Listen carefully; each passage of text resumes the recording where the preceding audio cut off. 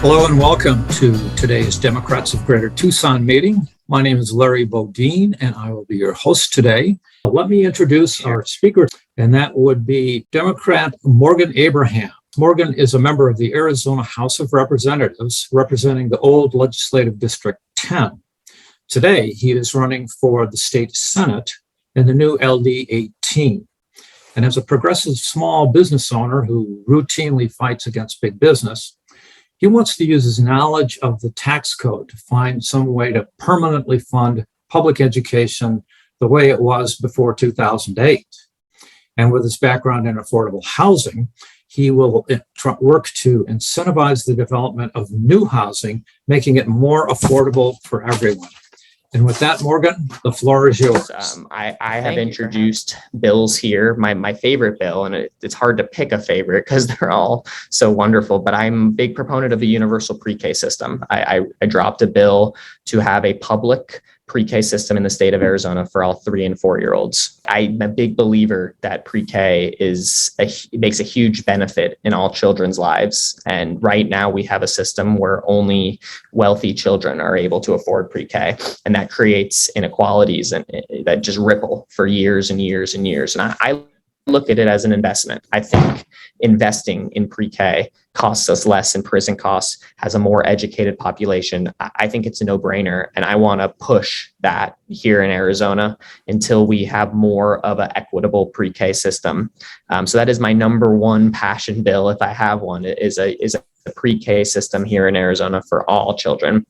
Other bills that I've run here, funding education. I am a finance nerd. I have an MBA from the University of Arizona, which obviously I run a business, and I love working with our policy staffers to find ways that we can fund education. And for me, the best way is a way that a mentor of mine, he actually gave me his bill, Senator Steve Farley.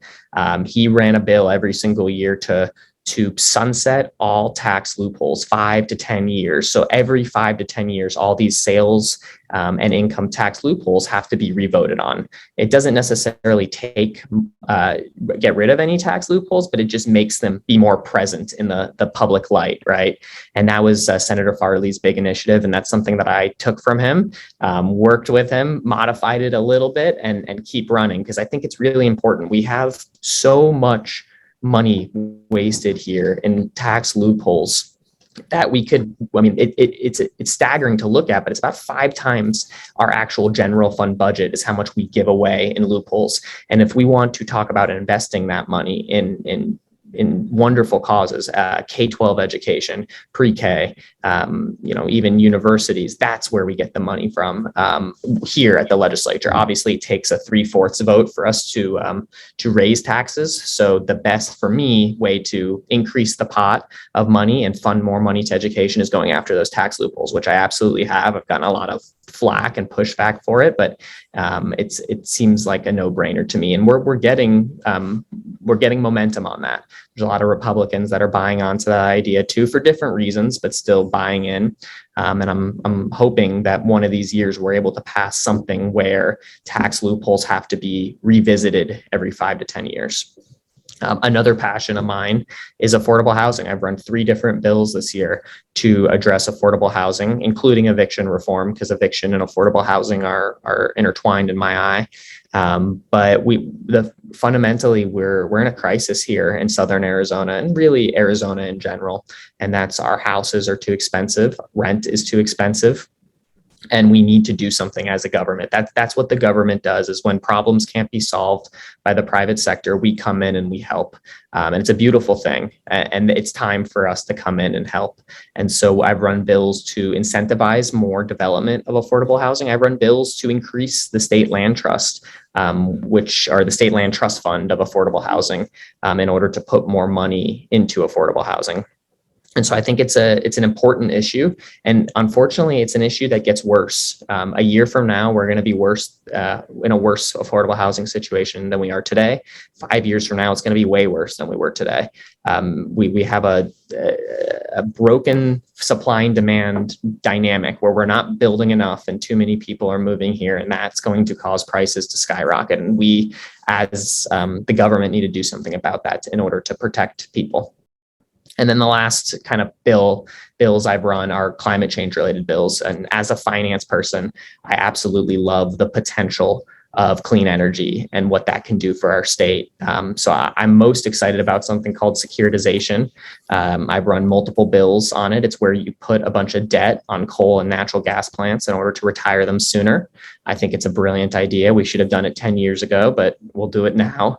And that allows us to put more money into clean energy initiatives, solar or other clean sources.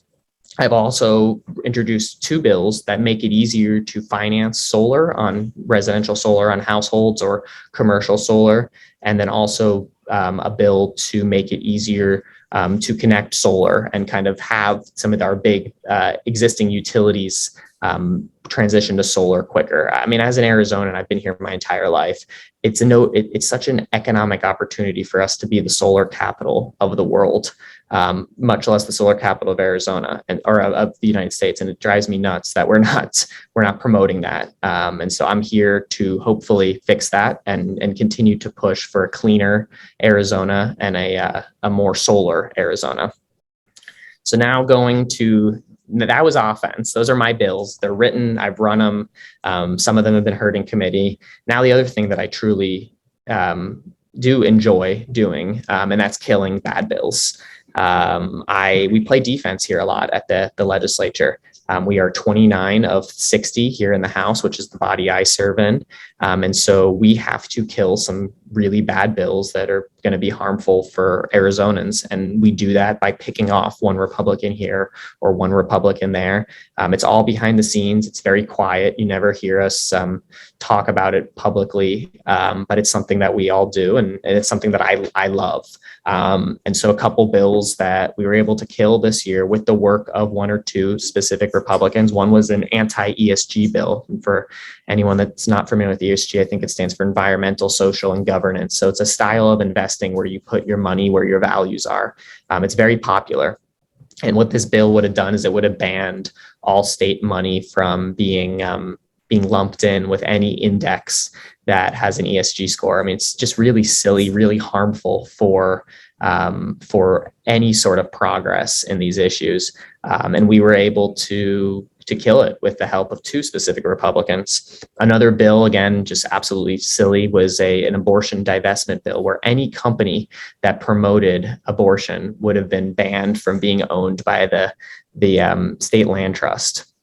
That's about 75% of the S&P 500.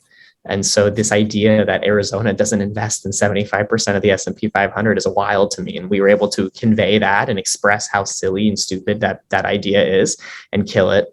One of my favorite bills that we were able to, not least favorite bills, but favorite bills that we were able to kill was a bill that messed with teacher pensions. And again, the Republicans just do anything they can to try to promote their values and hurt teachers. I don't know why. I don't know. I don't understand it. It doesn't help anyone, but they wanted to prevent what areas teachers' pensions could and couldn't invest in, which would just reduce the return and increase the volatility. And as a finance person, it was just absolutely stupid. And so we were able to kill that. And then the last 2 ones were fairly high profile.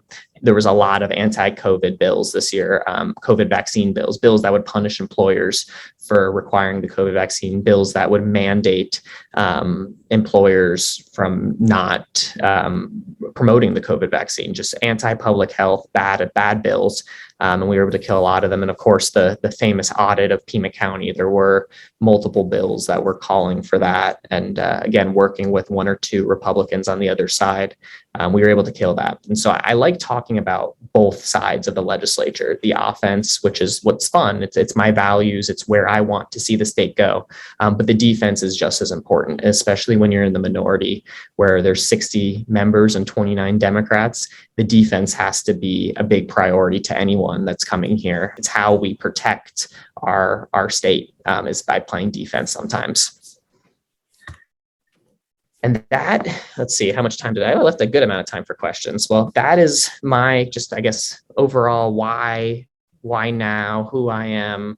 I have plenty of contact information. I am very active on social media. I like to talk about my values, my bills, and then also shine light on what happens here at the legislature as much as possible. And then I have a Twitter, a LinkedIn, a Facebook, and then a website. So I should be pretty easy to find if anyone is wanting to follow up or talk about any issues. And then again, I am my district's LD10, and so I'm sure I have lots of constituents on this. I actually see a couple just knowing knowing people.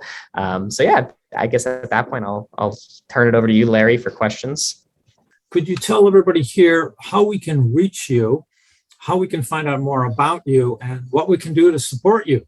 Yes, well, thank you. But my website, morganabraham.com. I'm on all the social media sites. The best support I can ask is just reaching out and doing a shift. We're a grassroots campaign. We're going to be knocking on a lot of doors, making a lot of phone calls. And if that's something that interests you, I mean the world to me. So I so appreciate all your time. And it was a wonderful conversation. And it was so great seeing so many friends on this call that I haven't seen in a very long time. All right, Morgan, thank you so much for your time and all the work you're doing in the legislature.